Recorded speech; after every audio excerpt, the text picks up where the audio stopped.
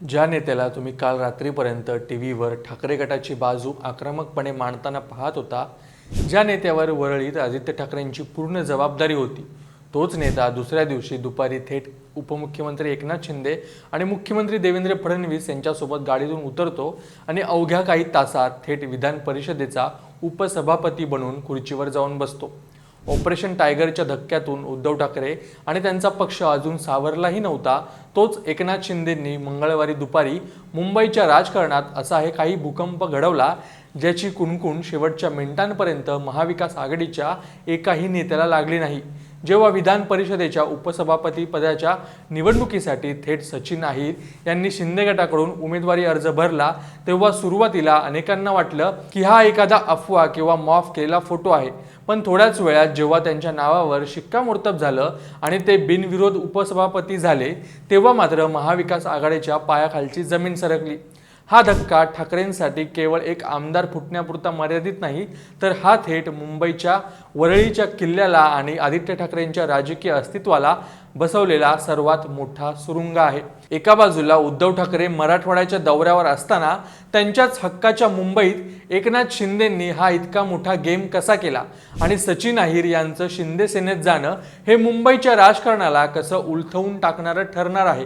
2022 मध्ये पडलेली पहिली मोठी फूट आणि आता जून 2026 मध्ये लागोपाठ बसलेला दुसरा मोठा धक्का, महाविकास आघाडी सरकार कोसळल्यापासून ते अगदी आजच्या ऑपरेशन टायगर आणि सचिन अहिर यांच्या बंडांपर्यंत उद्धव ठाकरेंसोबत नक्की काय घडत गेलं आणि दुसरीकडे एकनाथ शिंदे यांचं राजकीय वर्चस्व कसं बुलेट ट्रेनच्या वेगाने वाढत गेलं, आज आपण या संपूर्ण राजकीय नाट्याचा इनसाइड गेम समजून घेणार आहोत। हा व्हिडिओ केवळ पक्षांतराचा नाही, तर 1966 पासून सुरू झालेल्या शिवसेनेच्या 5 मोठ्या फुटीचा आणि आजच्या बदललेल्या समीकरणांचा एक ऐतिहासिक आढावा घेणार आहे। त्यामुळे हा व्हिडिओ शेवटपर्यंत पहा, कारण सांगतोय लीलाधर, लक्षपूर्वक ऐका कृपया माहितीसाठी। शिवसेनेच्या इतिहासातली सर्वात मोठी उलथापालथ झाली 2022 मध्ये। राज्यात महाविकास आघाडीचं सरकार असताना उद्धव ठाकरे यांचा अत्यंत विश्वासू आणि खंदे शिलेदार म्हणून मानले जाणारे एकनाथ शिंदे अचानक पक्षातील 40 आमदार आणि 14 खासदारांना घेऊन थेट गुवाहाटीला निघून गेले। या अभूतपूर्व बंडामुळे शिवसेनेत उभी फूट पडली। विधानसभेतील संख्याबळ एका रात्रीत कोसळल्यामुळे उद्धव ठाकरे यांना मुख्यमंत्री पदाचा राजीनामा द्यावा लागला।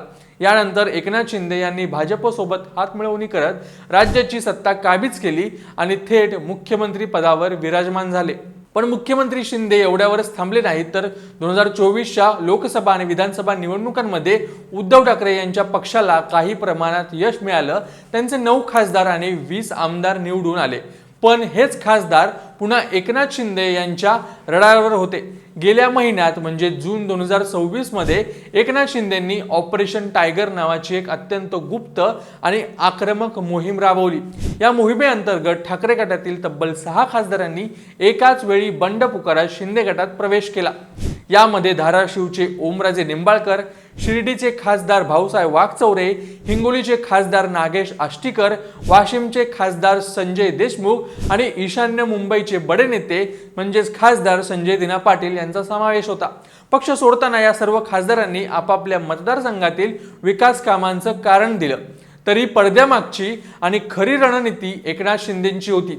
या मोहिमेत नाशिकचे खासदार राजाभाई वाजे यांनाही खेचण्याचा प्रयत्न झाला, पण अरविंद सावंत, अनिल देसाई आणि संजय राऊत यांच्या सोबतच्या बैठकीला उपस्थित राहून वाजे यांनी ठाकरेंशी आपली निष्ठा कायम ठेवली। खासदार फुटल्यानंतर उद्धव ठाकरे यांनी तातडीने कंबर कसली। बंडखोरांना धडा शिकवण्यासाठी त्यांनी थेट त्यांच्याच मतदारसंघामध्ये जाऊन जाहीर सभा आणि पक्षाचे मेळावे घ्यायला सुरुवात केली। ठाकरे मैदानात उतरवून आव्हान देत असतानाच मुंबईत त्यांच्या पाठीत दुसरा एक मोठा खंजीर खुपसला गेला। युवासेना प्रमुख आदित्य ठाकरे यांचे अत्यंत निष्ठावान आणि वरळी मतदारसंघातील ग्राउंड मॅनेजमेंट सांभाळणारे विधान परिषदेचे आमदार सचिन अहिर यांनीही अचानक ठाकरेंची साथ सोडून शिंदे गटात प्रवेश केला। एवढंच नाही, तर शिंदे गटात जातानाच त्यांना विधान परिषदेच्या उपसभापती पदाची उमेदवारी मिळाली आणि त्यांची बिनविरोध निवडही झाली। वरळी आणि दक्षिण मुंबईत कार्यकर्त्यांची मोठी फळी असणारे सचिन अहिर गेल्यामुळे आगामी निवडणुकीत आदित्य ठाकरेंची मोठी राजकीय गोची झाली आहे। या अंतर्गत धक्क्यानंतर आता उद्धव ठाकरे यांनी दिल्लीत कायदेशीर लढाई सुरू केली आहे। पक्ष सोडून गेलेल्या 6ही लोकसभा खासदारांना तातडीने अपात्र ठरवण्यात यावे अशी अधिकृत मागणी ठाकरे गटाने केली आहे। संजय राऊत आणि अनिल देसाई यांनी थेट लोकसभा अध्यक्ष ओम बिर्ला यांची भेट घेऊन त्यांना या संबंधीचे निवेदन सादर केले। या फुटीर गटाला स्वतंत्र गट म्हणून मान्यता देऊ नये किंवा कोणत्याही पक्षात विलीनीकरण करण्याची परवानगी देऊ नये अशी आग्रही मागणी ठाकरे गटाने केली होती। राजकारण हे फक्त आमदार आणि खासदारांवर बदलत नाही, तर पक्षाची खरी ताकद ही स्थानिक नगरसेवक आणि जिल्हा प्रमुखांच्या रूपात जमिनीवर असते। पण दुर्दैवाने 2022 पासून सुरू झालेली ही गळती आता गाव पातळीपर्यंत पोहोचली आहे। मुंबई महानगरपालिकेची निवडणूक तोंडावर असताना ठाकरे गटाला सर्वात मोठा धक्का मुंबईत बसला होता। मुंबई महानगरपालिकेतील ठाकरे गटाचे तब्बल 55 विद्यमान नगरसेवक टप्प्याटप्प्याने शिंदे गटात सामील झाले होते। अलीकडेच उदाहरण घ्यायचे झालं तर मागाठाणे परिसरातील 2 माजी नगरसेवकांनी आपल्या कार्यकर्त्यांसह ठाकरेंची साथ सोडून शिंदे सेनेचा धनुष्यबाण हाती घेतला। मुंबई सोडली तर महाराष्ट्राच्या इतर भागातही हीच परिस्थिती आहे।